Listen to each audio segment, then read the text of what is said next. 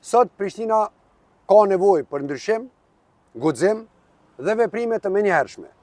Sot Prishtina ka nevojë për një kryetar që u del zot punëve dhe atyre premtimeve që i premton, dhe të vendimet e mia të para.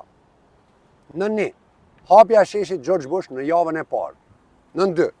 Pezullimi i leve të ndërtimore për 6 muajt e parë. Në 3.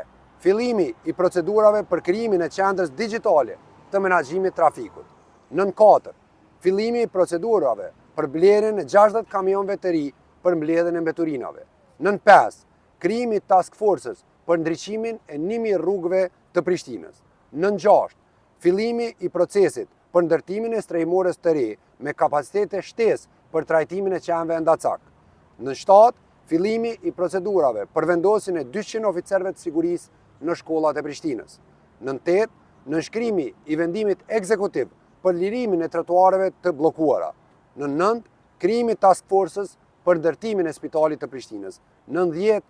Nënshkrimi i vendimit ekzekutiv për dyfishimin e subvencioneve për fermer dhe agrobiznes.